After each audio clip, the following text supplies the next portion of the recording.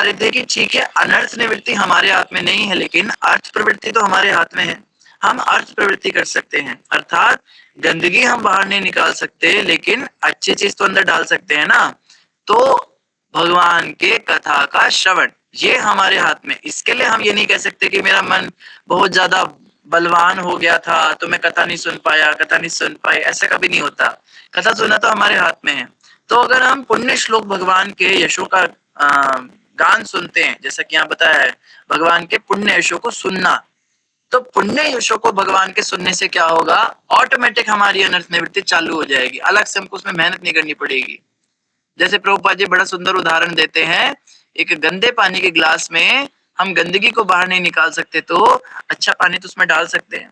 अच्छा पानी डालते रहेंगे तो धीरे धीरे गंदगी बाहर अपने आप निकल जाएगी और पानी स्वच्छ हो जाएगा। तो कथा सुनना बहुत ही आवश्यक है, विशेष रूप से भगवान के पुण्य यशों को सुनना चाहिए।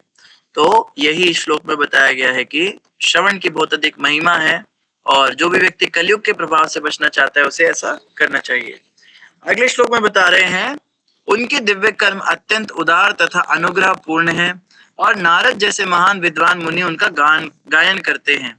यहाँ पे नारद जी का उदाहरण दिया जा रहा है। नारद जी एक बहुत ही सम्माननीय व्यक्ति हैं। नारद जी एक ऐसे व्यक्ति जिनका देवताओं में भी आदर है और असुरों में भी आदर है, मनुष्य में भी आदर है और नागों में, किन्नरों में, गंधर्वों में, सब जगह उनका आदर है। और भगवान विष्णु के वे परम भक्त हैं। भक्ति में नारद जी का बहुत नाम है। तो नारद जी के विषय में बता रहे हैं कि नारद जी क्या करते हैं, नारद जी भी भगवान के दिव्य यशों का गान करते हैं। उनके दिव्य कर्म अत्यंत उदार हैं तथा अनुग्रह पूर्ण हैं और नारद जैसे महान विद्वान करते हैं। क्या कर रही है सीता? सीता रंजना माता जी आपका म्यूट है, अनम्यूट है मोबाइल। कौन करी समझ देगा? अध्याय निकाला हुआ है, हम पढ़ रहे हैं, गलत अध्याय निकाल कुछ अलग है प्रभु जी आपका। 17वां श्लोक लिया है सुधा माता जी, 17वां। माता जी मेरे में 17 ये नहीं है, 12 वाला में से स्कंद 1 अध्याय 12 में 17 मेरा में भी अलग है, अलग पढ़ रहा है प्रभु जी। प्रभु जी अलग बोल रहे हैं कुछ। सारा कथा सुन लिया और अभी मैं तो प्रभु जी ढूंढूं जब से, बहुत सारे पन्ने पलट लिए, मिल ही नहीं रहा, मिल ही नहीं रहा। ओ ये मैंने संडे क्लास वाला श्लोक खोल दिया। ये लो, अभी संडे क्लास हुई थी उसका श्लोक खुल गया। फ्लो में मुझे भी पता नहीं चला। ये वाला अध्याय है अपना ना, 12 अध्याय है ना, अध्याय 12। तभी मैं कहूँ 17 से आगे इतना आगे कैसे बढ़ गए आप लोग। हमने 17 पे नहीं छोड़ा था, इसका मतलब हमने कहीं 17 से नहीं 20 के बाद छोड़ा था प्रभु जी, 20 के बाद छोड़ा था आपने। 20 के बाद 20 के बाद छोड़ा था आपने। 17 से 26 पे कैसे पहुंच गए आप लोग? अब लोग 20 से 26 पे पहुंचे हो। वही तो, वो श्लोक भी अलग है। ये वाला था, श्रवण की महिमा नहीं थी उसमें। मैं कहूँ इसमें परीक्षित महाराज और उनकी बात चल रही थी, श्रवण की महिमा कहाँ से आ गई? वही प्रभु जी। ठीक है, प्रासंगिक हो गया। ये 20 नंबर श्लोक यही वाला है? हाँ जी यही है प्रभु जी। ठीक है, मैं सोच रहा था इसमें तो भविष्यवाणियां चल रही थी, श्रवण की महिमा कहाँ से आ गई। ठीक है, चलो भागवतम का तो सभी कुछ दिव्य है। तो यहाँ पे बताया गया ईश दाता, हाँ ये याद आ गया मुझको। यहाँ पे शिबी महाराज की और उनकी हमने उदाहरण लिया था कि किस तरह से शरणागत वत्सल शिबी महाराज की तरह होंगे और यह अपने कुल के नाम तथा यश को फैलाने में महाराज दुष्यंत के पुत्र भरत के समान होंगे। ये हमने पढ़ लिया था, मुझे याद आ गया, इसका हमने तात्पर्य भी पढ़ लिया था। तो आगे इसके बाद क्या हुआ, अगला भी पढ़ लिया था प्रभु जी। हाँ, अगले में बताया था उलीपी और नाग कन्या वाला पढ़ लिया था। हाँ, ये भी हमने पढ़ा था। समुद्र वाला महान धनुर्धरों में यह बालक अर्जुन के समान होगा, यह अग्निदेव के समान दुर्निवार होगा तथा समुद्र की भांति दुर्लंघ्य होगा। ये भी हमने पढ़ लिया था कि समुद्र के समान जो है उसको पार करना बड़ा मुश्किल होगा। तो 21 नंबर श्लोक को भी हमारा हो गया। तो फिर उसके बाद 22 नंबर श्लोक में बता रहे हैं, मृगेंद्र एव विक्रांतो निषेव्यो हिमवान इव तितिक्षुर्व सुदेवासौ सहिष्णु पितराविव। यह बालक सिंह के समान बलशाली तथा हिमालय की भांति आश्रय प्रदान करने वाला होगा। यह पृथ्वी के समान क्षमावान तथा अपने माता पिता के समान सहिष्णु होगा। तो यहाँ पे जो है सिंह की तुलना की गई, सिंह के समान बलशाली होगा। सिंह जो होता है वो जंगल का राजा होता है। सिंह जंगल का राजा क्यों होता है? ऐसा नहीं है कि उसका कोई राज्याभिषेक किया जाता है या वो मुकुट पहन के चलता है या सब जानवर उसको कर वसूलते हैं, ऐसा कुछ नहीं है। कहने का मतलब है सिंह सब पे डोमिनेंट रहता है। एक शेर है जो निडर चलता है जंगल में, सभी जानवर डरते हैं। आप देखिएगा एक जानवर दूसरे जानवर का आहार होता है और जंगल के अंदर हर जानवर घबराया रहता है कि उसकी मृत्यु ना हो जाए, उसको कोई मार ना दे, उसको कोई खा ना जाए। यहाँ तक कि हाथी भी घबराते हैं। लेकिन एक सिंह है जो कभी घबराता नहीं, कभी डरता नहीं है, क्योंकि सिंह जो है सबसे बलशाली होता है और सब पे अपना वर्चस्व बना के रखता है। तो सिंह की भांति बलशाली होगा। हिमालय की भांति आश्रय प्रदान करने वाला होगा। हिमालय पर्वत जैसे आश्रय प्रदान करते, हिमालय पे दुनिया भर के गुफाएं हैं और इतनी सर्दी के मौसम में, इतने बर्फीले मौसम में वे गुफाएं व्यक्ति को गर्मी भी देती हैं, आश्रय भी देती हैं और कुछ उनको खाने के लिए भी कुछ उसके अंदर कुछ मिल जाता है। तो उसके समान जो है, कहने का मतलब कि कोई बहुत समस्या में होगा, कोई बड़ी परेशानी में होगा, उसको भी ये बालक जो है आश्रय प्रदान करेगा। यह पृथ्वी के समान क्षमावान होगा। पृथ्वी के बारे में बताया गया, पृथ्वी कितनी क्षमावान है। पृथ्वी हमारा बोझ सहन करती है, हमारा भार सहन करती है और बदले में हम उसमें खुदाई करते हैं, उसमें फावड़े चलाते हैं, लेकिन बदले में वो हमें खाने पीने के लिए अन्न वस्त्र सब कुछ हमें पृथ्वी से मिलता है। तो उसके समान क्षमावान और अपने माता पिता के समान सहिष्णु होगा। तो जैसे इनके माता पिता, माता उत्तरा और पिता अभिमन्यु जो है सहिष्णु थे बहुत ज्यादा, तो उनके समान यह जो है सहिष्णु होगा, इसमें बहुत विनम्रता होगी। आगे चलेंगे, इसके बाद में इसका तात्पर्य भी आप लोग पढ़ चुके हैं। यह बालक मन की समता में अपने पितामह युधिष्ठिर या फिर ब्रह्मा के समान होगा। मन की समता, मन की समता का मतलब क्या बताया यहाँ पे? मन की जो समता होती है, जैसे हम कहते हैं कि समा सुखेषु दुखेषु, भगवान गीता में बताते हैं कि मुझे किस प्रकार का मनुष्य अच्छा लगता है, जो सुख दुख में समान रहे, सर्दी गर्मी में समान रहे, जिसका द्वैत खत्म हो गया। ये संसार द्वैत का संसार है। इस दुनिया में सब कुछ द्वैत है। आग है तो पानी है, सर्दी है तो गर्मी है, ठंड है तो ग्रीष्म है, रात है तो दिन है, जवानी है तो बुढ़ापा है, सुख है तो दुख है, मान है तो अपमान है। तो हर व्यक्ति द्वैत में फंसा रहता है। सुख में सुखी होता है, दुख में दुखी होता है, अपमानित होने पर क्रोधित होता है, प्रशंसित होने पर प्रसन्न होता है, और सर्दी में गर्मी चाहता है, गर्मी में सर्दी चाहता है।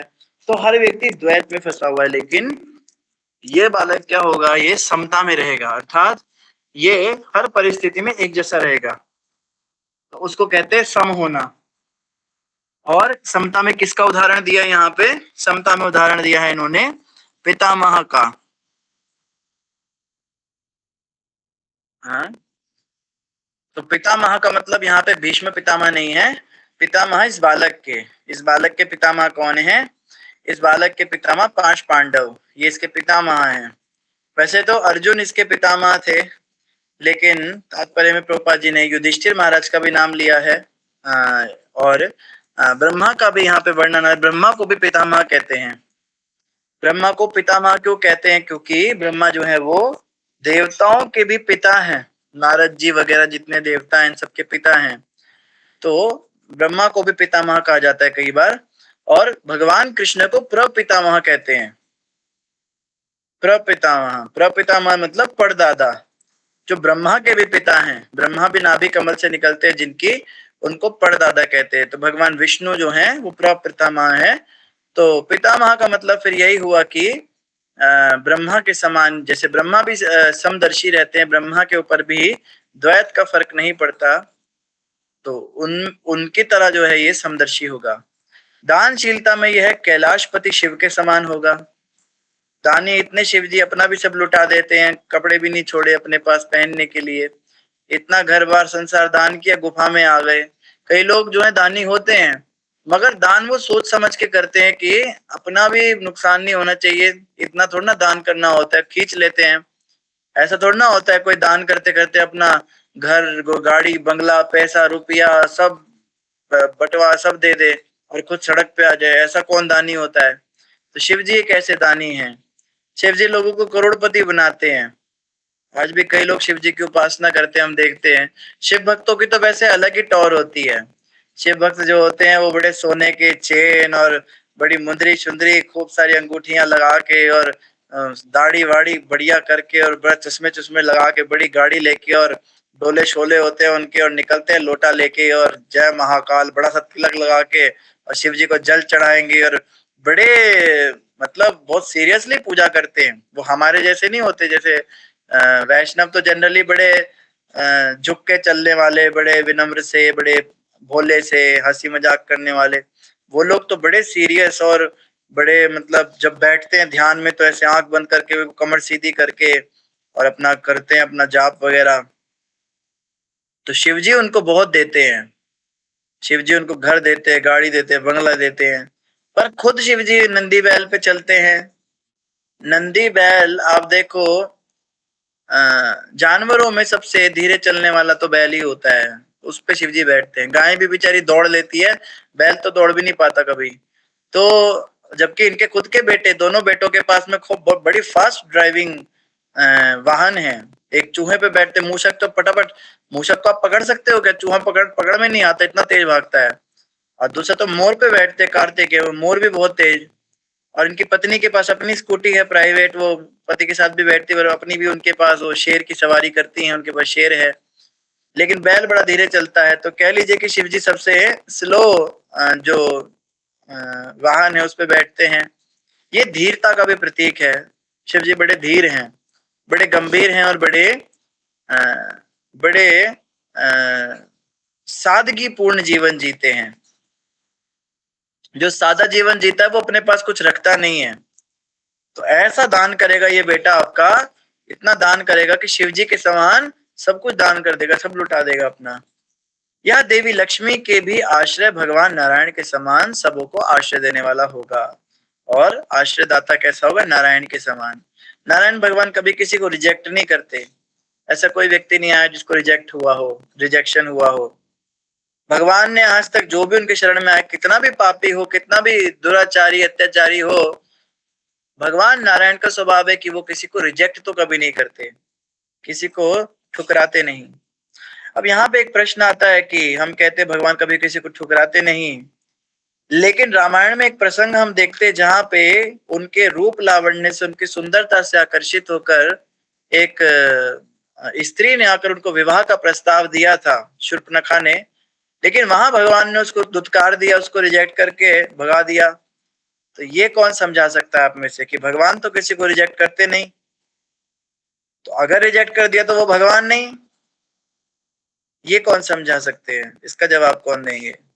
शूर्पणखा को क्यों भगवान ने दुत्कार दिया? अगर भगवान आश्रय दाता है, उसको आश्रय दे देते। ठीक है, एक पत्नी व्रत है मेरा, तुम जो है यहाँ पे दासी के रूप में रह लो, या तुम यहाँ पे, मैं तुम्हें आश्रय देता हूँ, पास में कुटिया बना के तुम रह लो, मेरे दर्शन करती रहना, मेरी भक्ति करना, विवाह तुमसे नहीं करूंगा पर तुम मेरी भक्त बन के रह लेना। ऐसे भी रख सकते थे। उसको बिल्कुल रिजेक्ट करके नाक कान तक काट डाले उसके, ऐसा कौन करता है? और उसका अपराध क्या था? अब तक तो उसने कोई गलती नहीं की थी, वो तो बाद में उसने रावण के कान भरे, वो सब तो उसने बाद में किया। शुरुआत तो भगवान ने की, उसके नाक कान काटने की क्या जरूरत थी? वो सीता माता पे अटैक भी इसीलिए कर रही थी क्योंकि उसको रिजेक्ट किया और उसको बेइज्जत किया गया। लक्ष्मण जी मजाक उड़ाने लगे उसका, इसके पास जाओ, उसके पास जाओ। तो किसी भी स्त्री के साथ अगर ऐसा मजाक बनेगा तो उसको गुस्सा तो आएगा। तो भगवान को चाहिए था उसको स्वीकार तो कर लेते कम से कम, उसको रावण के पास वापस क्यों भेज दिया? कौन बताएंगे? हाँ, रंजना माता बताएंगे। हरे कृष्णा प्रभु जी, आपको प्रभु जी, क्योंकि मतलब इस शूर्पणखा ने लक्ष्मण जी को बहुत भला बुरा कहा था, तो जो उसने वैष्णव अपराध किया था तो इसलिए भी में किया था ना, वही तो मैं कह रहा हूँ। वो तो राम जी ने जब उसको रिजेक्ट कर दिया, शुरुआत में उसकी क्या अपराध था? शुरू में क्या गलती थी उसकी? वो राक्षस कुल की थी प्रभु जी, और वो तो भगवान राक्षसों के नहीं है? वो तो है प्रभु जी, वो बात तो सही है। हाँ, ये इसमें कुछ नुक्ता है। प्रभु जी मेरे इतना ध्यान में आ रहा है, क्षमा कीजिएगा प्रभु जी। आपने बड़ा अच्छा प्रयास किया माता जी। उन्होंने सीता पर उतना हमला किया था। माता जी है, माता जी हैंडल्स कीजिए, ये हैंडल्स कीजिए माता जी। जी रेखा माता। कृष्ण प्रभु जी, दंडवत प्रणाम। राम जी मर्यादा पुरुषोत्तम थे और वो एक पत्नी व्रत लेके आए थे और वो मनुष्य को कैसे रहना है जीवन में ये सिखाने के लिए राम जी का अवतार था। तो इस बात से उन्होंने शूर्पणखा को स्वीकार नहीं किया। जी प्रभु जी, हरे कृष्ण। समझते हैं कि भगवान मनुष्यों को सिखाने आए थे कि मनुष्य को कैसा होना चाहिए, पर मनुष्यों का आचरण करते करते अपनी भगवत्ता पे भगवान ने कलंक कैसे लगा दिया। अपने जो प्रभु जी, भगवान वाले जो लेकिन गुण है रामायण उनको। में तो बहुत सारे ऐसे प्रसंग है, जैसे वो रो रहे थे पत्नी विरह में वृक्ष को पकड़ पकड़ के। तो हाँ, बहुत सारी चीजें उन्होंने मनुष्य सुलभ ही चीजें की है ताकि हमें सिखाने के लिए त्याग और इसका जो भी है रामायण जी का। इसीलिए तो रामायण को अनुकरणीय कहते हैं ना प्रभु जी। कि हम राम जी के चरित्र के अनुसार राम लक्ष्मण कैसे भाई भाई रहते थे, सीता जी ने कैसे किया, वो सब सिखाने के लिए ये लोग आए थे यहाँ धरातल पर लीलाएं की आपकी उन्होंने। बिल्कुल सही है माता जी। और राम जी ने फिर पानी पे पत्थर तैरा के वो भी समुद्र के ऊपर वो भी पुल बना दिया। ये तो मनुष्य कर ही नहीं सकता।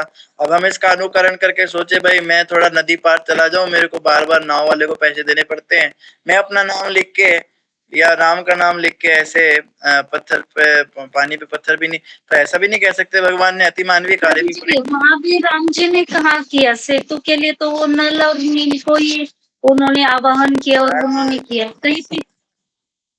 कहीं पे भी ऐसे नहीं, कभी निर्माण भी कोई किया ना, तो देखो हनुमान जी ने ही लंका दहन किया। तो बहुत सारी चीजें राम जी ने दूसरों को ही क्रेडिट देने के लिए की गई है वैसे तो रामायण देखा जाए में। तो शूर्पणखा के नाक कान भी भगवान ने लक्ष्मण से ही कटाए। खुद हाँ, तो जी भगवान ने जी वो जी, भी नहीं बहुत किया। सारी जी हरे कृष्ण। कुछ गलती हो तो क्षमा करिए। रेखा माता को कोई डिफीट नहीं कर सकता। रेखा माता जी बड़ी उनके सिद्धांत बड़े क्लियर है। धन्यवाद माता जी, बड़ा अच्छा लगा आपका उत्तर, बहुत अच्छा था। हाँ प्रीति माता जी। हरे कृष्णा प्रभु जी, दंडवत प्रणाम। प्रभु जी मैं प्रयास कर रही हूँ, मुझे कंफर्म नहीं है। जैसे जो शूर्पणखा थी वो भगवान के पास गई है, तो हम भगवान से रिक्वेस्ट कर सकते हैं। हम ये नहीं कह सकते कि वो तुरंत ही हमारी बात माने। मतलब भगवान हमारे कोई दास नहीं है। जैसे अगर भगवान वहां वनवास में गए हैं तो बाकी के ऋषि मुनि भी जो है उनसे आकर्षित हुए हैं और उनके साथ माधुर्य रस का वो पान करना चाहते थे, जो कि बाद में भगवान की 16,100 जो रानियां वो बनी है। तो जो शूर्पणखा के ने जो उनको फोर्स किया कि नहीं अभी के अभी आप जो है मेरी बात मानिए, तो ये हम भगवान के साथ इस तरह का व्यवहार बिल्कुल अनुचित है। तो सेकेंडली भगवान ने उसकी इच्छा भी पूरी की है, ऐसा मैंने सुना है। अगले जन्म में वही जो है कुब्जा बनी थी, तो उस समय पे भगवान ने उसकी इच्छा पूरी की है। तो यहाँ से हमें पता चलता है कि भगवान सबको स्वीकार करते हैं, वो किसी को भी ऐसे नहीं करते हैं, मना नहीं करते हैं। बहुत तो ये सुंदर। उत्तर हो सकता है प्रभु जी। तो रेखा माता ने भी सही जवाब दिया कि भगवान लीला कर रहे हैं और मानव लीला के समय पे भगवान को थोड़ा मनुष्य वाले आचरण दिखाने पड़े। लेकिन हम कह सकते हैं कि बाहर से भगवान ने मर्यादा का खंडन कभी नहीं किया। आंतरिक दृष्टि से हम समझ सकते हैं कि जो उनकी भगवत्ता है वो भी समाप्त नहीं हुई, क्योंकि यही फिलॉसफी जो है ये कहीं ना कहीं, हम तो वैष्णव है, चलो हम तो मानते हैं इस बात को, पर मायावादी लोग क्या सोचते हैं, वो कहते हैं कि राम में कोई शक्ति थी ही नहीं, वास्तव में वो एक मनुष्य ही थे।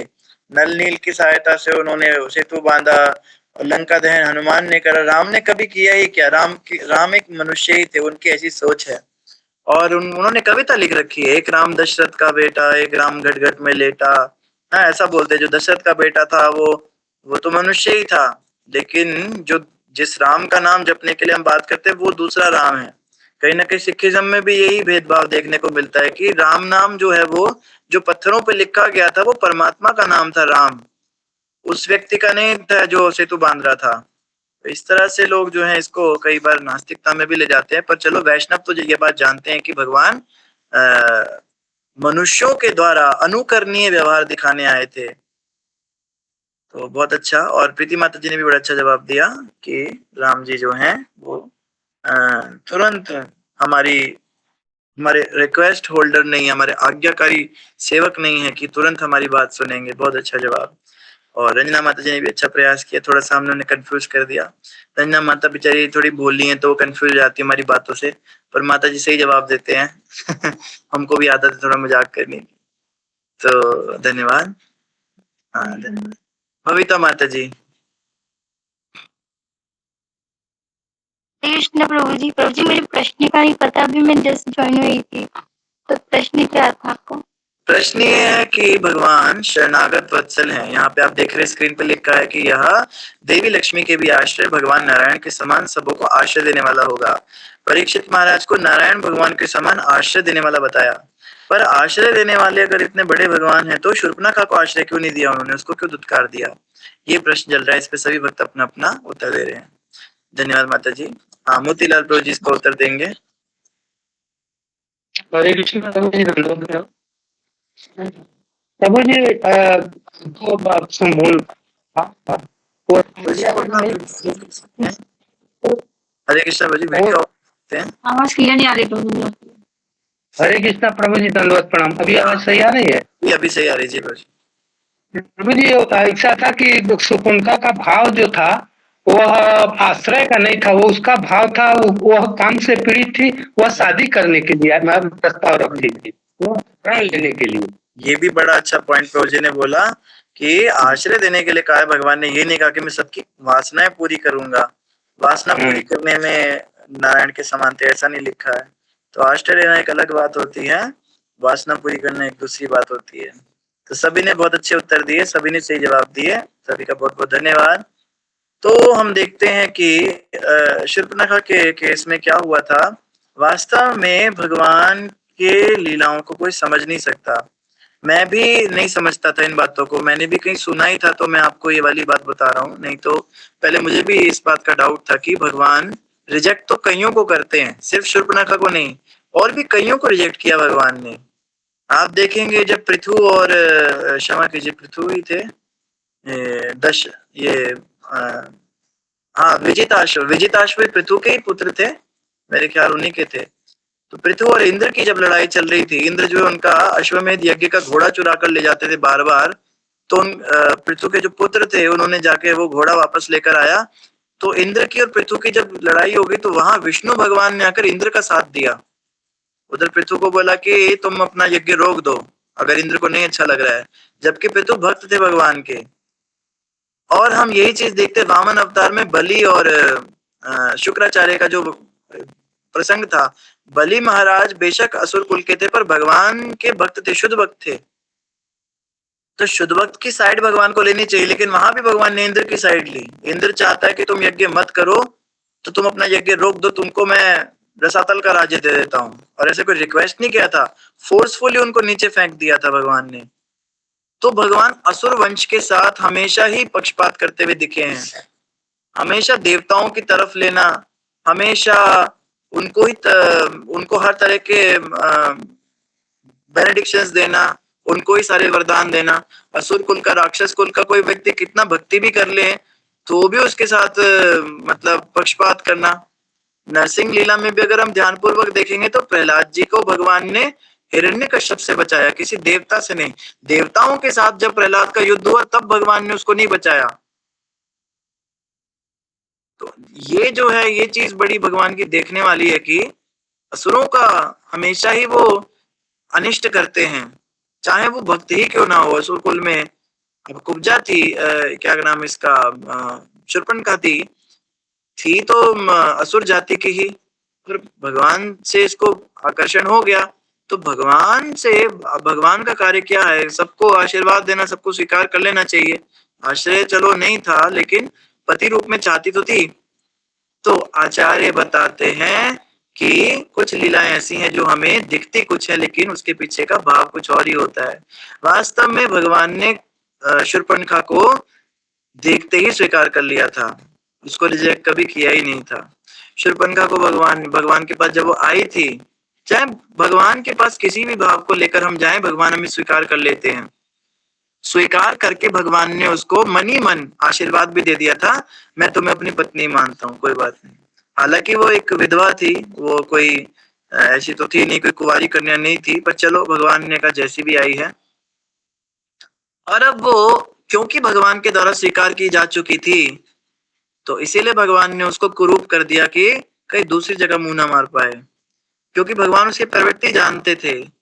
देखो लीला ये है कि भगवान विवाह तो नहीं कर सकते, बाहर की मर्यादा, बाहर की लीला भी सुचारू चलानी है, अपनी लीला खराब नहीं कर सकते वो किसी एक व्यक्ति के लिए। सीता माता के साथ विवाह हुआ है, आगे हरण भी होना है, सब कुछ होना है, तो उसको तो वैसे ही चलना है लीला को। लेकिन ये अब आई है तो इसको मैं अस्वीकार नहीं करूंगा। तो कहते हैं कि शूर्पणखा को भगवान ने इसीलिए कुरूप कर दिया था ताकि वो किसी और से विवाह ना कर पाए। भगवान ने उसको स्वीकार कर लिया था। एक बार जो भगवान का आश्रय ले लेता है वो व्यक्ति को भगवान कभी रिजेक्ट कर ही नहीं सकते। कौन कहता है कि भगवान किसी को ठुकरा देते हैं? हमने अगर झूठे मूठे भी भगवान को कहा है कि प्रभु हमें स्वीकार कर लो, तो भगवान हमें ऐसा दरिद्र बना देंगे, ऐसा बना देंगे कि फिर कोई दूसरा व्यक्ति हमको कभी एक्सेप्ट नहीं कर पाएगा। आप देखेंगे इस चीज को। भगवान कृष्ण को जो झूठे मूठे भी कह देगा कि भगवान मुझे स्वीकार कर लो, तो भगवान उसका दिल हर तरफ से तोड़ देंगे। वो प्रयास भी करेगा कहीं दूसरी जगह दिल लगाने का, किसी से प्रेम करने का, उधर भी धोखा मिलेगा। रिश्तेदारों को अपना बनाएगा, वो भी धोखा दे देंगे, वो भी कुछ खरी खोटी सुना देंगे। बच्चों को अपना बनाने की कोशिश करेगा, अरे तुम्हारी गलती है, तुमने भगवान को जाके क्यों कहा कि मुझे अपना बना लो। भगवान बड़े पॉजिटिव लवर हैं, उनको पसंद नहीं कि जो वो होते हैं ना, कुछ बड़े पॉजिटिव होते हैं, उनकी पत्नी अगर किसी परपुरुष से बात भी कर ले तो उन एकदम डांट देते हैं उसको, क्यों गई थी, क्या क्या जरूरत थी। या कुछ पत्नियां होती है बड़ी पॉजिटिव होती हैं, कोई परी स्त्री उनकी तरफ देख भी ले पति की तरफ तो उसको जाके वो हड़का आती हैं। तो भगवान बहुत पॉजिटिव हैं। एक बार जिसने भगवान को कह दिया कि मैं आपका हूं, मुझे आप स्वीकार कर लो, तो उसको अगर कोई दूसरा व्यक्ति अनुग्रह करे, भगवान कैसे स्वीकार करेंगे? किसी और से दान स्वीकार कर रहा है, किसी और से मदद ले रहा है, ये होता कौन है इसकी मदद करने वाला? इसकी मदद मैं करूंगा। तो इसीलिए भगवान उसके साथ ऐसा व्यवहार, अब देखने में उसको लगेगा कि मेरा तो बेड़ा गर्क हो गया जीवन का, पर उसको पता नहीं है कि भगवान उसको स्वीकार कर चुके हैं। चाहे शूर्पणखा की बात है, अब हम भी तो शूर्पणखा ही हैं। हम भी कोई बड़े अच्छे खानदान से तो नहीं है, हम भी असुर कुल से ही हैं। जिस घर में मांसाहार और मदिरा पान होता है उसको असुर कुल ही कहते हैं। हमारे परिवारों में भी सब ये चलता ही है, लगभग सभी के घरों में सब पाप कर्म चलते ही हैं। और हम भी कोई भगवान का आश्रय लेने नहीं गए हैं, हमको शुद्ध भक्त छोड़ना है। हम भी भगवान के पास इसीलिए गए हैं कि चलो यहाँ पे कुछ मिल जाएगा, यहाँ पे कुछ इंद्र तृप्ति हो जाएगी। पहले हम देवताओं के पास जाते थे, किसी ने कहा भाई विष्णु को ट्राई कर लो, ये तुम्हारी कामनाएं पूरी कर देंगे। तो मनोकामनाएं लेकर गए, कोई घर गाड़ी बंगले की इच्छा लेकर गया, कोई स्वस्थ, कोई बहुत रोगी था, रुग्ण अवस्था से बचने के लिए गया, कोई मन की शांति के लिए गया, भाई मेरे तो बड़ा कला कलेश चलता है, मेरा मन बड़ा अशांत है, थोड़ा भगवान में शांति मिलेगी भगवान विष्णु के पास जाके। तो हम भी भगवान के पास वासना लेकर ही गए थे, और हमारे भी भगवान ने नाक कान काट दिए। तो पहले भगवान गुरु तत्व के पास भेजते हैं। लक्ष्मण कौन है? तो आदि गुरु तत्व ही तो है, बलराम ही है। तो भगवान पहले गुरु के पास भेजते, भाई इनके पास जाओ। तो गुरु ने समझाया उसको, ज्ञान दिया उसको, लेकिन उसको बात समझ नहीं। तो फिर गुरु ने जब भगवान के पास वापस भेज दिया उसको कि ठीक है तुम जो है, क्योंकि लक्ष्मण ने देखा जब राम जी ने स्वीकार कर लिया तो मेरे पास क्या करने आई है ये, मैं कैसे विवाह कर लूं इससे। लक्ष्मण ने कहा भाई मैं भी विवाह नहीं कर सकता, आप उधर ही जाइए। उसके पीछे भाव यही था कि इन्होंने आपको स्वीकार कर लिया, आप उधर ही जाइए। लेकिन बेचारी को समझ नहीं आई। वो अब भक्त को थोड़ा ना ये लीला समझ में आती है, हम लोगों के साथ क्या व्यवहार हो रहा है, उसके पीछे क्या तत्व है, क्या बातें हैं, ये हमें समझ नहीं आता है। निकाल के तो इस वजह से क्या होता है कि अक्सर भक्त लोग भी शूर्पणखा की तरह रावण के पास चले जाते हैं, बाद में वो रिवेंज लेते हैं, नास्तिक हो जाते हैं, कोशिश करते हैं छोड़ने की, सोसाइटी छोड़ देते हैं, भक्ति छोड़ देते हैं, लेकिन ले देकर वो अहंकार रूपी रावण जो है उसका वध भगवान करते हैं, और फिर से जो है वो कुब्जा के रूप में हमारी इच्छा को पूरा करते हैं। ऐसा नहीं है कि भगवान किसी को भी रिजेक्ट करते हैं। अगर हम बात करते हैं जैसे कई जगहों पर हम देखते हैं, पूतना का बड़ा उदाहरण आता है। पूतना, भाई मुझे कथा का समय मत डिस्टर्ब किया कर, क्या चाहिए तेरे को, बाद में आ जाइयो। क्षमा कीजिएगा, बच्चे आ जाते बीच बीच में। तो यहाँ पे बताया जा रहा है कि पूतना के समय पर भी भगवान ने जैसे उसको मार दिया। अब आचार्य बताते हैं कि जैसी पूतना भगवान के सामने आई थी तो वो रूप बदल के आई थी, बड़ी सुंदर होकर आई थी और बड़ी खूबसूरत बनकर जैसे ही भगवान के सामने, तुरंत भगवान ने उसको देखते ही अपनी आंख बंद कर ली थी। अब इस आंख बंद करने के ऊपर दुनिया भर की टीकाएं लिख दिए आचार्यों ने। आंख क्यों बंद करी भगवान ने? कुछ आचार्य बताते भगवान ने ये सोच के आंख बंद कर दी, पहली ही स्त्री आ गई, पहला ही असुर, अब असुर मारने तो औरत आ गई। स्त्रियों पर तो शास्त्रों में मैंने लिखा है, स्त्रियों पर और बच्चों पर, रोगी पर जो है, ये तो क्षत्रिय धर्म है, उन पर कभी वार नहीं किया जाता, हमला नहीं किया जाता। तो ये दुष्ट पहली ही औरत आ गई, इसको मारना पड़ेगा, इस वजह से भगवान ने आंख बंद कर ली। पिछली बार भी यही हुआ था, राम रूप में भी पहले ताड़का ही आई थी, तो ये बार बार औरतें सामने आ जाती हैं, भी क्या करना है। तो ये भी कारण था। एक भगवान ने आंख बंद इसलिए करी थी क्योंकि भगवान उसको देखना नहीं चाहते थे, क्योंकि वो छद्म गुरु का प्रतिनिधित्व करती है। उसका असली रूप ढककर वो नकली सुंदरता, उसने सोचा मैं अपनी सुंदरता से भगवान को आकृष्ट कर लूंगी, मूर्ख बना लूंगी। भगवान कहते तुम्हारे बाहरी रूप को मुझे देखने में कोई इंटरेस्ट नहीं है, तुम्हारा हृदय बड़ा कुरूप है। तो भगवान कहना चाहते बाहरी सुंदरता, बाहरी लिशक मुशक, बाहर से तुम कितने धनी हो, तुम्हारे पास कितने सद्गुण हैं, तुम कितने दानी हो, कितने तुम अच्छे चरित्र वाले हो, कितना तुम दुनिया के अंदर लोग तुम्हारी तारीफ करते, तुम बड़े महान पॉलिटिशियन हो, तुमने कितनों को आश्रय दिया, ये सब गुणों से मुझे कोई लेना देना नहीं। आंख बंद कर लेते भगवान। वो कहते तुम्हारे हृदय में मेरा चिंतन नहीं, तुम्हारे हृदय में मेरी भक्ति नहीं, तो I am not interested. Prabhupad ji कहते जीरो और 1 का उदाहरण देते, सब जीरो हैं। जितने भी भौतिक गुण हैं संसार में, लोगों की मदद करना, दान करना और आश्रय देना, और किसी को भूखे को रोटी खिलाना, अच्छे लोगों के लिए प्याऊ बना देना, लोगों को जो है, तो ये सब दुनिया में प्रशंसनीय गुण हो सकते हैं, ये पुण्यशाली व्यक्ति को मिल सकते हैं, इनसे स्वर्ग का राज्य भी मिल सकता है इन पुण्यों के प्रताप से। पर ये जीरो हैं, जीरो कितने भी आप बना दो उनका कोई वैल्यू नहीं उनका, क्योंकि ऐसे लोगों को जन्म मृत्यु के चक्कर में तो फंसे रहना पड़ेगा ना। पुण्य कमाने से कोई जन्म मृत्यु के चक्कर से थोड़ा निकल जाएगा, फिर मरेगा तो फिर पैदा होगा। लेकिन प्रभुपाद कहते हैं भगवान कृष्ण की भक्ति एक है, एक के आगे आप 0 लगाओ तो 10 बनेगा, 2 0 लगाओगे तो 100 बनेगा। अगर किसी कृष्ण भक्त के अंदर ये गुण है तो उनकी वैल्यू है। कोई कृष्ण भक्ति करता है और वो दानशील है तो बहुत अच्छा, वो आश्रय दाता तो और भी अच्छा, वो झूठ नहीं बोलता तो और भी अच्छा। तो ये सारे गुण अगर कृष्ण भक्त के अंदर है तो इनकी कोई वैल्यू है। अगर किसी भौतिकवादी के अंदर ये गुण दिखते हैं तो उसकी कोई वैल्यू नहीं। अब इसमें हम क्या कहते, प्रभुपाद जी कहा करते थे एक कनिष्ठ वैष्णव होता है जो बिल्कुल नौसिखिया भक्त होता है। प्रभुपाद जी कहते थे वो भी बेहतर है एक मायावादी सन्यासी से, जिसने समस्त ब्रह्मचर्य का पालन कर रखा है, जो समस्त ज्ञान का भंडार है, जिसके अंदर दयाशीलता। हम तो भौतिक चीजों को देखते हैं ना, कि ये जैसे नॉर्मली क्या होता है, हम लोग उनका प्रवचन सुनना पसंद करते हैं जो बड़े महान ब्रह्मचारी हैं, यूट्यूब पे बड़े फेमस हैं, एक उनको बहुत लोग पसंद करते देखना। ये तो बहुत महान ब्रह्मचारी हैं, बड़े सुबह 4 बजे अपने आप इनकी आंख खुलती है, इनके साथ तो चमत्कार बड़े हुए हैं, उन्होंने ब्रह्म का साक्षात्कार किया हुआ है, सर्दी में भी गर्मी में भी कपड़े नहीं पहनते हैं ये बाबा। तो उनको देख के हम बड़े आकृष्ट हो जाते हैं। वो कभी झूठ नहीं बोलते होंगे, उनमें होंगे सद्गुणों के भंडार होंगे वो, लेकिन क्योंकि वो कृष्ण भक्त नहीं है, अन्य देवताओं की भी बातें करते हैं सब, उनमें एक निष्ठ भक्ति नहीं है। तो उनसे बेहतर वो व्यक्ति है जिसमें कोई गुण ना हो, ना वो मंगल आरती उठने लायक हो, ना वो जप करता हो, ना उसके अंदर वो झूठ भी बोलता है, कामी भी 1 नंबर का है, दुनिया भर के उसने कांड किए हुए, पैसा भी चुराया हुआ है, लेकिन भगवान कृष्ण की भक्ति करता है। तो प्रभुपाद जी कहते हैं वो एक दिन वैकुंठ तो चला ही जाएगा। वो सही ट्रेन में तो बैठा है, स्टेशन अभी उसका बहुत दूर है, पर वो सही ट्रेन में बैठा है, वो पहुंच जाएगा। और दूसरा वाला वो गलत, उसकी ट्रेन ही गलत है, उसकी ट्रेन ही निराकार ब्रह्म में जा रही है, तो वो तो चाहे 1 स्टेशन पहले भी क्यों ना हो, वो किसी काम का नहीं है। ये बात जो है ज्यादातर भक्तों को समझ में नहीं आएगी, पचती नहीं है बातें, पर ये सत्य है कि एक कनिष्ठ वैष्णव भी एक मायावादी सन्यासी से बेहतर होता है। तो भगवान विष्णु और उनके भक्त जो हैं यही वास्तव में आश्रयदाता है। तो भगवान विष्णु कभी किसी को रिजेक्ट नहीं करते।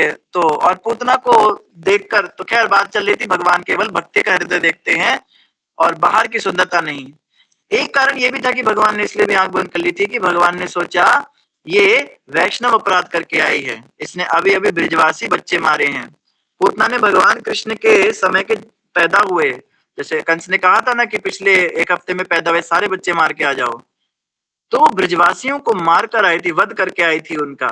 6 प्रकार के वैष्णव अपराधों में एक वैष्णव अपराध होता है किसी को जान से मार देना, किसी वैष्णव को जान से मार देना। वैष्णवों में भी ब्रजवासी तो सर्वश्रेष्ठ होते हैं, वो भगवान के सबसे प्रिय होते हैं। तो ब्रजवासियों का कत्ल करके आई थी, तो भगवान ने आंख बंद कर ली कि इसका तो मुझे चेहरा भी देखने का मन नहीं है।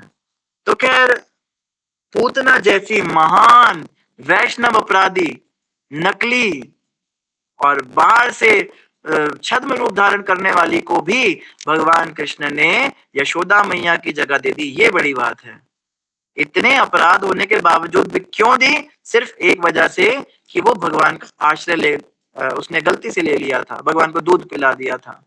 तो भगवान के पास कोई किसी भी मंशा से जाए, भगवान कोई ये नहीं कह सकता कि मुझको भगवान स्वीकार क्यों करेंगे, मेरे अंदर तो कोई योग्यता ही नहीं है।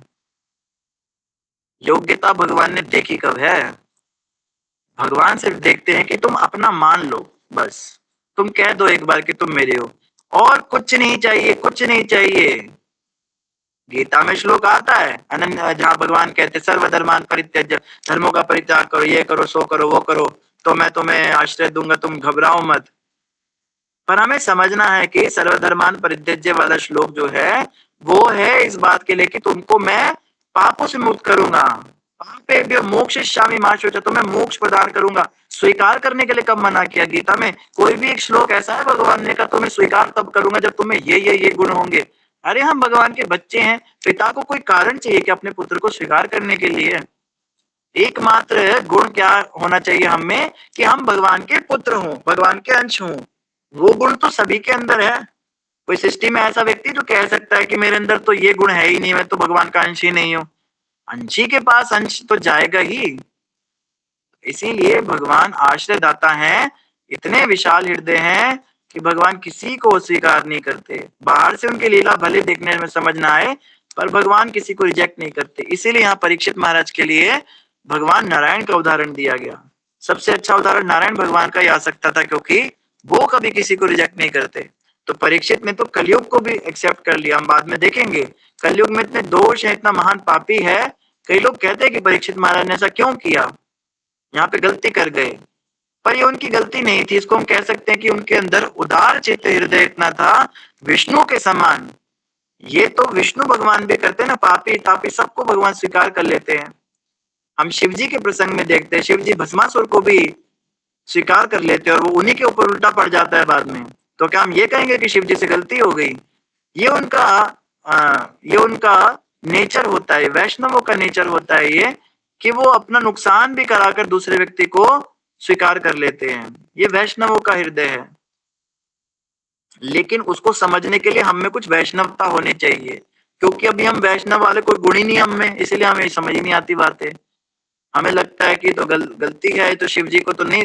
कई लोगों को मैंने सुना है शिव जी तो गलती कर जाते, शिव जी को जब पता है कि वो ऐसा कर सकता है, वो गलत इस्तेमाल करेगा। और शिव जी त्रिकालदर्शी है। सबसे बड़ी बात, शिव जी को फ्यूचर का भी पता होता है, आगे क्या होने वाला है, तो वो भी जानबूझ के उसको दे रहे हैं। उनको पता है कि आगे चल के ये राक्षस है, ये पार्वती के ऊपर ही नजर डालने वाला है गंदी, ये उन्हीं के ऊपर गलत नजर डालेगा। शंखचूड़ है या कई सारे केसेस में शिव जी, तो उसको हम गलती नहीं कहेंगे। वो वैष्णव का हृदय होता है। वैष्णव ऐसा ही होता है, वो हमेशा मुसीबत में फंसता है और विष्णु भगवान, नारायण भगवान का आश्रय लेता है। इसके पीछे एक कारण ये भी है कि वो नारायण भगवान को हीरो बना के रखना चाहता है अपनी लाइफ में, इसलिए वो जानबूझ के संकट में पड़ता है ताकि नारायण उसको बचाने आए। संकट में पड़ेगा नहीं तो इस बहाने कम से कम नारायण आ तो जाएंगे। ऐसे तो कभी सीधे रास्ते, कहते ना सीधी उंगली से तो घी निकलता नहीं है। इतनी प्रार्थना करो, इतनी याचना करो, भगवान दर्शन देते नहीं, तो टेढ़ी उंगली से भगवान आ जाएंगे तो क्या दिक्कत है? किसी मुसीबत में फंस जाओ और भगवान को बुलाओ, अरे प्रभु, आपको क्या लगता है शिव जी भस्मासुर को मार नहीं सकते थे क्या? जिसको ऐसा लगता है वो व्यक्ति बहुत अज्ञानता में है कि शिव जी भस्मासुर को मार नहीं सकते थे। नारायण का दर्शन करने के लिए तो सब लीला करी थी कि चलो इसी बहाने नारायण आएंगे, उनके दर्शन करेंगे, हमें बचाएंगे। वो चाहते हैं कि भगवान को एक हीरो के रूप में देखना। जैसे फिल्मों में होता है ना, वो हीरोइनें होती हैं, उनको 10 गुंडे पकड़ लेते हैं, वो कहती छोड़ दो मुझे, बचाओ, राज राज, इतने में राज आता है एकदम दीवार तोड़ते हुए और एक घूसे मारता है, वो मारता है, तो बड़ी खुश होती है कि देखो मुझे बचा रहा है, ये हीरोइक पर्सनैलिटी। क्योंकि प्रकृति और पुरुष का यही संबंध है।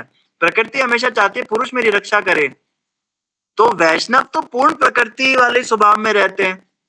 हम तो भी पुरुष स्वभाव में रहते हैं, पर जो वैष्णव हो जाते हैं वो तो प्रकृति स्वभाव में रहते हैं, तो वो चाहते पुरुष ही मेरे ऊपर डोमिनेंट रहे, वही मेरी रक्षा करे, वही मेरे आश्रयदाता बने। तो जान जान के पंगे लेते हैं ताकि भगवान मुझे बचाने के लिए आए, और भगवान आ भी जाते, एकदम ऐसा रूप लेते हैं और उसको बचाते हैं भक्त को। भक्त कहते वाह क्या घुसा मारा है, वाह क्या छला है। हाँ, तो भक्त बड़े प्रसन्न होते हैं। तो कहीं ना कहीं ये कलयुग के द्वारा, कलयुग को आश्रय देना भी परीक्षित महाराज के द्वारा इसीलिए हुआ था ताकि भगवान की कथा हो, भागवत कथा हो, ये सब चीजें हो, तो भगवान ही आश्रयदाता बने। तो इस तरह से जो है आश्रय देने में जो है ये नारायण के समान होंगे। इसका भी तात्पर्य आप लोग पढ़ ही चुके हैं, तो आगे बढ़ेंगे। अगला श्लोक जो है श्लोक नंबर 24। ये देखो इसमें शिव जी का भी वर्णन आ गया, प्रभुपाद जी ने भी यहाँ पे वर्णन किया है। ठीक है, 24 नंबर श्लोक में आगे बताया, यह बालक भगवान श्री कृष्ण के चरण चिन्हों का पालन करते हुए उन्हीं के समान होगा। उदारता में यह राजा रंती देव के समान तथा धर्म में यह महाराज ययाति की भांति होगा। तो महाराज रंती देव और महाराज ययाति की कथा आपने पढ़ी ली होगी, किस प्रकार से वो युवावस्था को प्राप्त करना चाहते थे, तो उनके पुत्र ने उनको, तो खैर वो सब तात्पर्य में आ ही चुका है। और भगवान श्री कृष्ण के चरण चिन्हों का पालन करेगा और उन्हीं के समान होगा। भगवान कृष्ण के समान जो है उनमें भगवान कृष्ण के गुण होंगे परीक्षित महाराज में, ये यहाँ पे बताया गया। और अगला श्लोक जो है उसमें क्या बताया जा रहा है, 25 नंबर श्लोक में बताया, यह बालक धैर्य में बलि महाराज के समान होगा और प्रहलाद महाराज के समान कृष्ण का अनन्य भक्त होगा। यह अनेक अश्वमेध यज्ञों को संपन्न करने वाला तथा वृद्ध एवं अनुभवी व्यक्तियों का अनुयायी होगा। तो ये सब सद्गुण बताए जा रहे हैं परीक्षित महाराज के अंदर, ये सारे सद्गुण आएंगे। तो हम तो ये तब पढ़ रहे हैं जब परीक्षित महाराज का सब कुछ हो चुका है, तो एक तरह से उनके गुणों को पढ़ा जा रहा है कि उनमें क्या क्या गुण थे। क्या गुण था उनमें? बलि महाराज के समान धैर्यवान थे और प्रहलाद महाराज के समान अनन्य भक्त थे। कितनी भी विकट परिस्थिति में भगवान की भक्ति नहीं छोड़ी उन्होंने। पूरी दुनिया प्रहलाद के पिता की पूजा कर रही थी, ओम हिरण्याय नमः का जाप होता था, देवता तक हिरण्यकश्यप के नाम की आहुति डाल रहे थे, यज्ञ हो रहे थे उसके नाम के। सभी मंदिरों में एक ही देवता की पूजा होती थी, हिरण्यकश्यप की। हिरण्यकश्यप इतना खतरनाक था, लेकिन उन्हीं का बेटा प्रहलाद उनसे डरता ही नहीं था। उसने कभी उनका आश्रय स्वीकार नहीं किया, उसने सदैव विष्णु का ही आश्रय रखा। भक्ति तो प्रहलाद ने की, हम क्या भक्ति करते हैं? हम कहते हैं मेरा पति मुझे डांटता है, मेरे पति ने मुझे सुना दिया, मेरी सास मेरे ऊपर आरोप लगाती है, मेरी पत्नी मुझको बहुत उल्टी सीधी बातें बोलती है, मेरे बच्चे मुझे बोलते हैं तुम क्या करती हो। हम तो इतनी इतनी बातों पे डिस्टर्ब हो जाते हैं।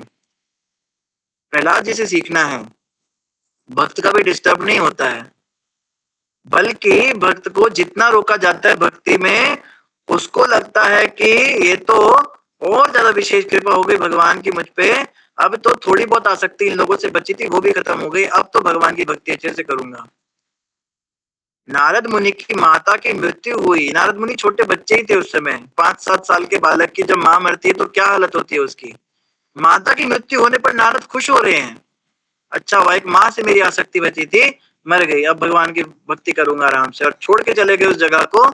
कोई ये नहीं कि माँ मेरे लिए क्या छोड़ के गई, कौन से अकाउंट में कितने पैसे, कितना गोल्ड की ज्वेलरी है, माँ की प्रॉपर्टी कहाँ कहाँ खरीद रखी थी, कुछ नहीं चेक किया उन्होंने। घर बार सब छोड़ के चले गए, भगवान की भक्ति में लग गए। तो भगवान के भक्त ऐसे होते हैं, वो तो झंझट समझते हैं इन चीजों को, घर परिवार की आसक्ति को, और उनको झंझट समझते हैं वो। अच्छा झगड़ा हो गया इसके साथ, चलो बोलचाल, मेरी बहू के साथ मेरा बोलचाल ही बंद हो गया, अच्छा आराम से माला करूंगी दिन भर। अच्छा हुआ ये मेरे पिता ने मुझे आज डांट के बोल ही दिया, अभी तक मुझे थोड़ी बहुत उम्मीद थी, मेरा जो बाप है इससे मुझे कुछ पैसे वैसे मिलेंगे, अब ये सारी आसक्ति खत्म हो गई, इनसे कोई जरूरत नहीं, भगवान से मांगेंगे। अच्छा हुआ मेरे पति ने आज इतने कड़वे शब्द बोल दिए, उसके प्रेम जाल में फंसी हुई थी, मुझे गलत फहमी थी उसके बारे में, भगवान ने उसका असली चेहरा दिखा दिया। दुनिया में सब ऐसे ही होते हैं, आराम से भक्ति करेंगे, कोई टेंशन नहीं। ये तो भगवान की विशेष कृपा होती है कि भगवान माया का पर्दा हटा रहे हैं आपके आगे से, नहीं तो दुनिया तो माया में ऐसी फंसी हुई है, उनको तो लगता है कि दुनिया बड़ी अच्छी है, रहने लायक जगह है, उनके ऊपर तो ऐसा पर्दा पड़ा। उनको जाके बोलो भगवान की भक्ति, हाँ करेंगे, बच्चे तो बड़े छोटे हैं, बड़े हो जाएं, ये मेरे बच्चे का भी इसका सुबह स्कूल बनाना, टिफिन बनाना। उस बेवकूफ को लगता है उसका बच्चा जो है उसको कुछ काम आएगा, उसको कोई फायदा करेगा, उसके लिए वो अपनी सांस बर्बाद कर रही है, उसके लिए अपना मनुष्य जीवन लगा रही है, या कोई पिता है, कोई पति है, वो अपनी पत्नी के कहने पे, हम तो भगवत गीता डिस्ट्रीब्यूट करते थे, पुरुषों को दिखाते थे, उसको समझाते थे, वो ले लेता था, बाद में कहते थे 1 मिनट इसकी मम्मी को पूछ के आता हूँ। मम्मी के पास पता नहीं क्या मंत्र वो फूकती थी, कहा नहीं प्रभु जी ये लो, रहने दो, पंडित जी ले लो, नहीं चाहिए गीता। अरे अभी तो आप ले रहे थे, नहीं चाहिए, नहीं चाहिए। अरे क्या हो गया, आपने तो लेना था, क्या हो, नहीं इसने मना कर दिया, इसकी मम्मी मना कर रही है। वो तेरे को यमदूतों से बचा पाएगी क्या? जब यमदूत तेरे गले में यमपाश डालेंगे तो वहां पर भी उसको पूछेगा क्या, 1 मिनट यमराज जी मैं उससे पूछ के आता, वो उसमें इतनी हिम्मत है, वो यमदूतों को हटका सकती है क्या? तो औरत के हाथ के गुलाम बने हुए, उनके हाथ के कुत्ते बने रहते कई लोग, उसको पूछ रहा है कि मुझे गीता पढ़नी चाहिए, नहीं पढ़नी चाहिए। अपना कोई दिमाग ही नहीं उन लोगों के अंदर। इसको लगता है इसकी पत्नी इसको बचा लेगी जन्म मृत्यु के चक्कर से। मृत्यु के समय पे सब पता चलता है कौन कितना काम आता है। मृत्यु तक भी रुकने की जरूरत नहीं है, बस 40-50 के हो जाओ, उस उम्र में दिखना शुरू हो जाता है दुनिया क्या है। 60-70 तक आते आते तो अच्छी खासी मरम्मत हो जाती है, तब तो माया के इतने थपेड़े पड़ चुके हैं। लेकिन भगवान कृष्ण की बड़ी कृपा है उन लोगों पर जिनको कम उम्र में ही माया का पर्दा हट जाता है, जिनको पता लग जाता है दुनिया के रिश्ते नाते किसी के नहीं है। ये बहुत विशेष जीवात्माओं पर भगवान की कृपा होती है, सब पे नहीं होती। आप देखिए हमारी उम्र के बाकी लोग क्या कर रहे हैं, अभी भी मोह में पड़े हुए हैं। किसी ने बच्चों का मोह पाल रखा है, किसी ने परिवार का मोह पाल रखा है, किसी ने पैसे का मोह पाल रखा है। कोई अगर 16-17 की उम्र के, 18-20 की उम्र के, 25 के, उन्होंने शरीर का, यौवन अवस्था का मोह पाल रखा है, शरीर को सजाते रहेंगे। अगर हमें इस उम्र में पता चल गया सत्य के बारे में भगवान की कृपा से, ये बहुत विशेष कृपा है, अनुकंपा है भगवान की कि भगवान ने हमें असलियत दिखा दी। बुढ़ापे में जब तब जाके अगर पता चलता तो क्या ही कर लेते, उस उम्र में क्या भजन करते। तो जब भी भक्तों के जीवन में कोई समस्या आती है, लड़ाई झगड़े होते हैं, झगड़ा कुछ भी होता है, भक्त तो प्रसन्न ही होते हैं। अच्छा किया भगवान ने दिखा दिया, समय रहते दिखा दिया। और भक्तों को चाहिए जब पता चल ही गया, जब असलियत देख ही ली, तो अब भगवान की भक्ति में लग जाएं, दोबारा वो गलती ना करें। भक्त लोग क्या है, वो गधे की तरह बार बार दुलत्ती खाते गधी की, वो मुंह तोड़ देती है, अपने पीछे की 2 लात में पछाड़ मारती है, फिर उसी के पास जाते हैं। ऐसे लोग बड़े मूर्ख होते हैं। जब भगवान तुम्हें दिखा रहे हैं सच्चाई, फिर तुम उसी के पास, तुम्हें माया ही चाहिए, उधर ही जाके तुम बार बार हर बार गाली खा के आते हो वहां पर, फिर उन्हीं के लिए तुमको काम करना है, फिर उन्हीं को सब पैसे देने अपने, फिर उन्हीं के लिए तुमको सेवा करनी है। अरे अपने पैसे भगवान पे खर्चो, वैष्णव पे खर्चो, भक्तों पे खर्चो, भगवान की भक्ति में लगाओ, अपना समय भगवान को दो। इतना प्यार से, इतना भाव से जो तुम भोजन पकाते हो उनके लिए, ये तुम भगवान के लिए पकाओ ना। ये भाव और प्यार भगवान के लिए रखो, उनके विग्रह की ऐसी केयर करो, उधर कुछ नहीं मिलेगा। इस बात को हमें समझना चाहिए। तो प्रहलाद जी जो हैं, बड़ी कम अवस्था, प्रहलाद जी तो माँ के गर्भ में ही ये सब समझ गए थे, इन पे तो बड़ी कृपा थी भगवान की। लेकिन हम जिस भी उम्र में समझ जाएं तो बड़ी कृपा। लेकिन प्रहलाद जी की एक बात क्या थी, प्रहलाद जी ने गलती नहीं करी ये वाली। दोबारा मुंह, जब पता चल गया कि संसार क्या है, नारद मुनि से गर्भ में ही माँ के सुन लिया था ज्ञान, तो कभी मोह पाला नहीं इन्होंने किसी से, माँ से भी इतनी आसक्ति नहीं थी इनको। तो हमें क्या करना चाहिए, जब हम सुन रहे हैं ज्ञान, प्रभुपाद जी भी नारद मुनि की तरह हमारे जीवन में आए और उन्होंने हमें सब कुछ बता दिया, तो अब हमें वो मुंह पाल के दोबारा से वो गलती नहीं करनी चाहिए। और आगे बता रहे हैं कि अश्वमेध यज्ञ करेंगे बहुत सारे, और बूढ़े और अनुभवी लोगों से शिक्षा लेंगे, उनके अनुसार चलेंगे। तो ये जो है इनके गुण होंगे परीक्षित महाराज के। और आगे 26 नंबर श्लोक जिस पर आप सब आ चुके हैं, यहाँ पे बताया जा रही है, बालक ऋषि तुल्य राजाओं का पिता होगा, विश्व शांति तथा धर्म की निमित्त यह है, मर्यादा तोड़ने वालों तथा उपद्रवकारियों को दंड देने वाला होगा। तो क्या करेगा, ऋषियों के समान पिता होगा, राजाओं का पिता होगा। जैसे राजसभाओं में ऋषियों को बिठाया जाता था पहले कि तुम्हारे पिता बैठे हैं, तो राजा कोई भी निर्णय लेता था तो ऋषियों से पूछ के लेता था, उनसे पूछ के सलाह करके। तो बताते हैं इसको तो ऋषियों की क्या जरूरत होगी, ये खुद ही ऋषि होगा, ये बाकी राजाओं को सलाह देगा, उनके पिता की तरह उनका पालन करेगा, उनकी रक्षा करेगा। जैसे ऋषि हमेशा कल्याण के बारे में सोचते हैं। ऋषि किसे कहते हैं? ऋषि मुनि कौन होते हैं? ऋषि मुनि उन्हें कहते हैं जो संसार का कल्याण चाहते हैं, हमेशा हर अवस्था में दूसरों के कल्याण के बारे में सोचते रहते हैं, उसे साधु कहते हैं। ऐसा नहीं है कि आप कोई चोगा डाल लें, कोई तंबूरा पकड़ लें और कोई भगवा वस्त्र चोला डाल के और दौड़े दुनिया में आटा मांगे लोगों से तो आप साधु कहलाएंगे। साधु एक हृदय होता है।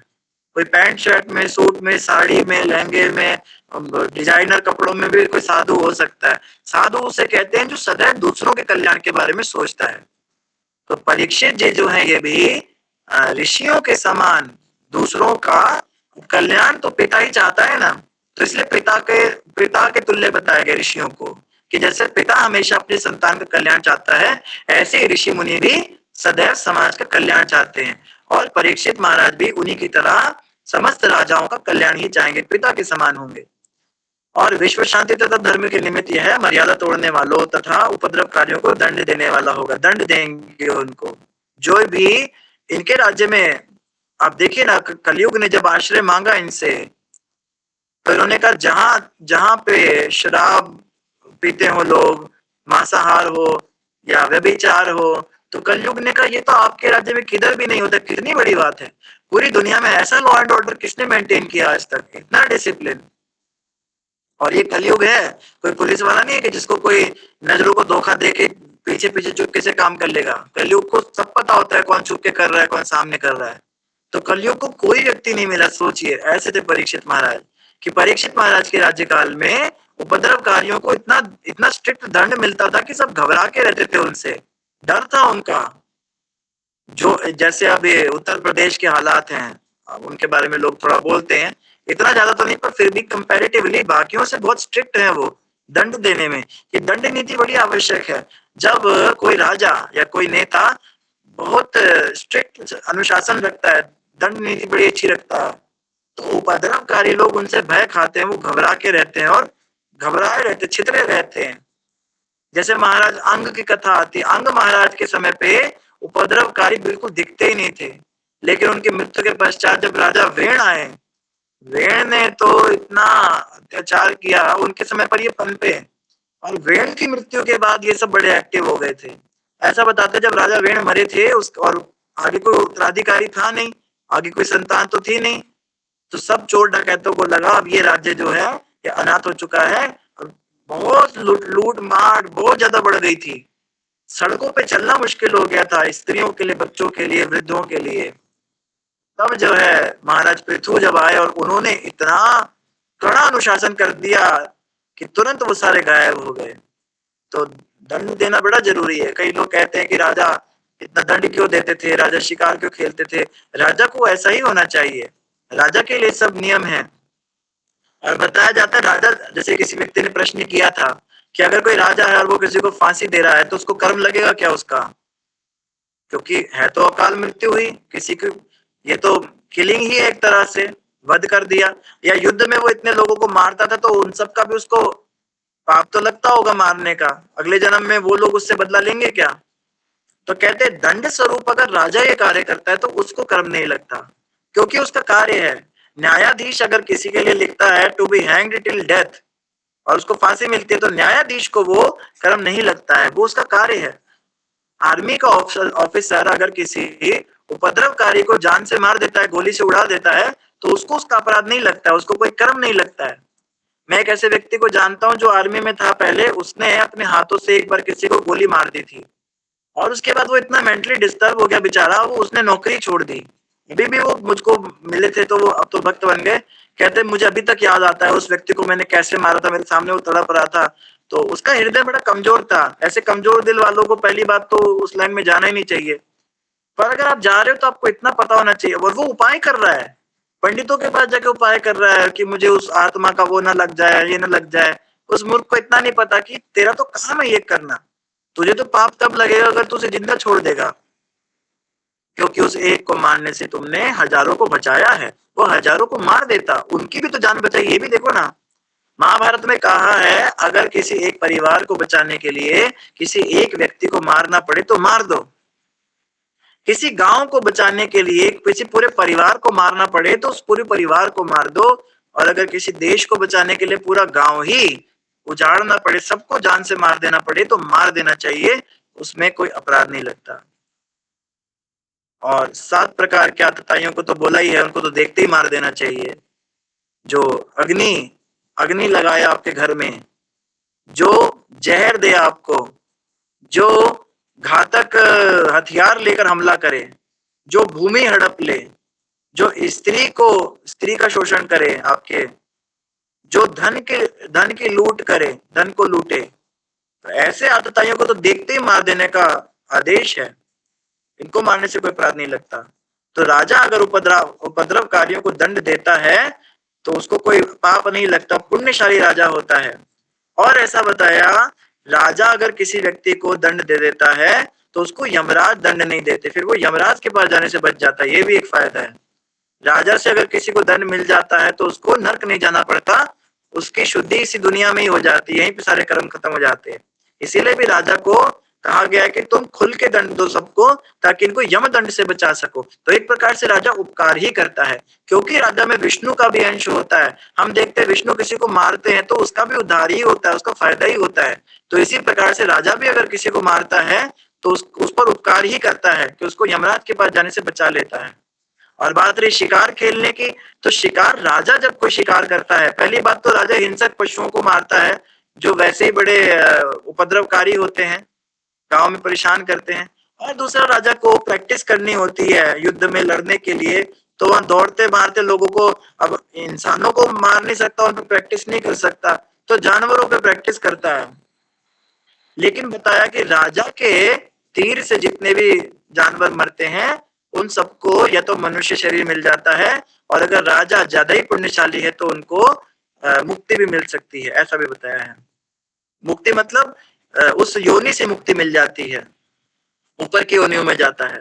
तो राजा का शिकार खेलना, और ये आप देखेंगे शास्त्रों में ऐसा नहीं कि सभी जना खना शिकार खेलता था, सिर्फ राजा को अलाउड था, क्योंकि राजा कोई सामान्य व्यक्ति नहीं होता, उसको महाराज कहते हैं। हमारी इस कौन संस्था में स्वामी को, सन्यासी को महाराज कहते हैं। महाराज का मतलब समझिए, महाराज हम में से एक नहीं होता है। महाराज शब्द उसके लिए प्रयोग होता है जो सामान्य मनुष्य नहीं है। राजा में इंद्र का भी वास होता है, विष्णु का भी वास होता है, सूर्य का भी वास होता है। तो राजा अगर किसी जानवर को मारता है तो उसको मनुष्य योनि की प्राप्ति हो जाती है, उसकी मुक्ति हो जाती है। इसलिए राजाओं को शिकार खेलना अलाउड था। आप देखते हैं दशरथ महाराज भी शिकार खेलते थे। जब श्रवण कुमार की कथा हम सुनते हैं वहां पे ऐसा वर्णन आता है। राम जी भी शिकार खेलते थे। तो ये नहीं कोई कहे कि वो तो जानवरों को मार रहे हैं, उनके लिए उनके ऊपर नियम अलग लगते हैं। राजा को सामान्य व्यक्ति मत समझिए। तो जैसा यहाँ पे कहा जा रहा है कि विश्व शांति और धर्म के निमित्त ये कार्य होता था। विश्व शांति और धर्म के निमित्त मर्यादा तोड़ने वाले उपद्रवकारियों को दंड देगा परीक्षित, इसलिए महान कहलाएगा। यानी कि दंड देने वाला व्यक्ति भी महान कहलाता है जब वो विश्व शांति के लिए कार्य करता है। जैसे कोई व्यक्ति, कोई पुलिस वाला या कोई आर्मी ऑफिसर अगर विश्व शांति के लिए, अपने देश की रक्षा के लिए किसी को मारता है तो उसको मेडल मिलते हैं, परमवीर चक्र उसको अवार्ड मिलता है, अलग अलग तरह के उसको। लेकिन अगर वही जो पुलिस इंस्पेक्टर है या वही जो आर्मी का ऑफिसर है वो किसी सिविलियन को मार देता है गोली से, इसने मेरे बाप को गाली दी थी, इसको उड़ा देता हूं मैं, तो पर्सनल काम के लिए उसको मारने पर उसी को जेल भी हो जाती है, फिर उसको परमवीर चक्र कुछ नहीं मिलता, उसके मेडल, उसकी नौकरी भी छिन जाती है। हम कई बार देखते हैं कि पुलिस वाले कई बार करते हैं, मिसयूज करते हैं अपनी पावर का, तो उनकी पोस्ट छिन जाती है। तो राजा भी अगर विश्व शांति के अलावा या धर्म के नियमों के खिलाफ जाकर किसी को मारता है गलत तरीके से, तो उसको भी पाप लग जाता है। तो विशेष परिस्थितियों में, विशेष नियमों में, मर्यादाओं में रहते हुए शिकार खेलना या दंड देने का राजा को विधान होता है। इसीलिए राजनीति, दंड नीति, इतनी सारी नीतियां सिखाई जाती है उनको, किसको मारना है, किसको कौन सी सजा देनी है, कौन कौन से जानवरों को मार सकते हो।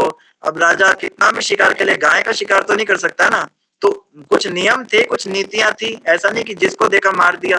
तो ये चीजें हमें समझनी है। ये सब करने से राजा को कोई पाप नहीं लगता, राजा हमेशा पुण्यशाली रहता है, पुण्यवान रहता है। 27 नंबर श्लोक अभी आप लोगों ने पढ़ लिया या ये पढ़ना बाकी है? नहीं पढ़ा प्रभु जी। ये नहीं पढ़ा है? नहीं प्रभु जी। ठीक है, तो 27 नंबर श्लोक से हम कल से चलेंगे, 26 नंबर श्लोक तक हमारा कंप्लीट हो गया। आप भक्तों को बहुत धन्यवाद, आपने समय को व्यर्थ नहीं किया पीछे, और कितना हमारा समय बच गया, और आपने श्लोकों की रीडिंग करी, ये बहुत अच्छी नीति थी। जिनका भी ये सुझाव था उनको हमारा हृदय से धन्यवाद, और आप सभी से क्षमा याचना की, बीच में थोड़ा हम कक्षा नहीं ले पाए। इन्हीं शब्दों के साथ सभी का धन्यवाद। ग्रंथराज श्रीमद् भागवतम महापुराण की जय, जगत गुरु श्रील प्रभुपाद की जय, गौर भक्तवृंद की जय। हरे कृष्ण।